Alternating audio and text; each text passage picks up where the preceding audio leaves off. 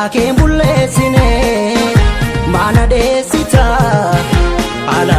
malee kaayoo sinneessine maa bulleessita ankooticha gootee daakeen bulleessine maana deessita ala malee kaayoo sinneessine seeyida malee miti dubbiin akkati yaadde nanni bindamee humna kan kee norma gargaarte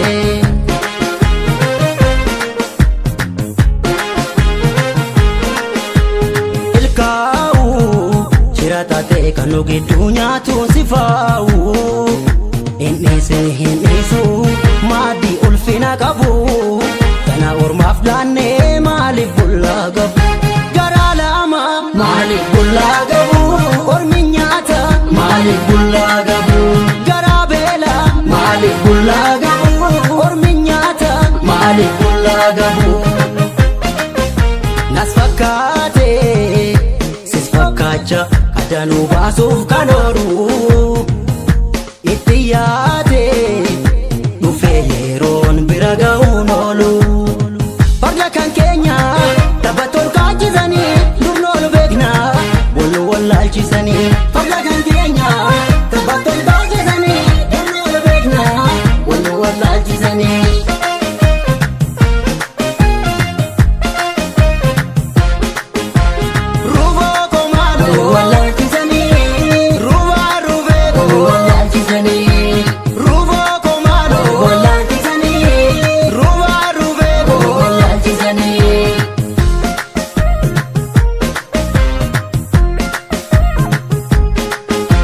Eebodhee beela'ee argaa kee dharra'ee siif je'ee dhama'ee aniin kee rarra'ee atuun haftu sin eegaa guyyaa dhuftu si beekaa qalloo koo maaloo guyyaa dhuftu si beekaa lalgaa addisee koo guyyaa dhuftu si beekaa qalloo koo maaloo guyyaa dhuftu si beekaa lalgaa addisee koo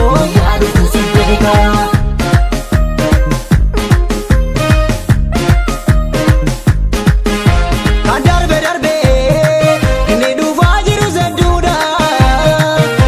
antooftan argee alagaa baafna of gidduudha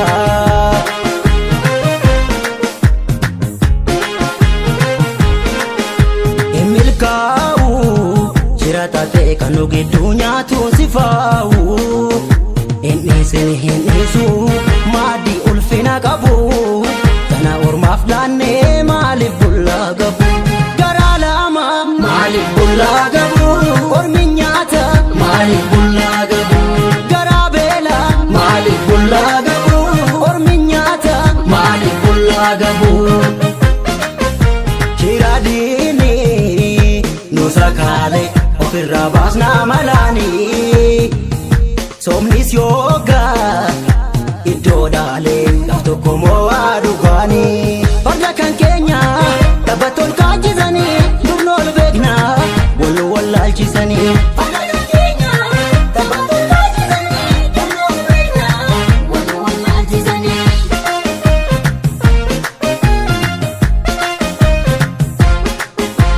ruuvoo koo maaloo wallaalchisanii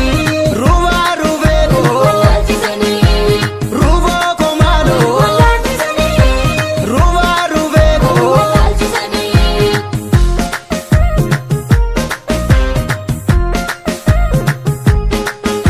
dheebuuf beela obsee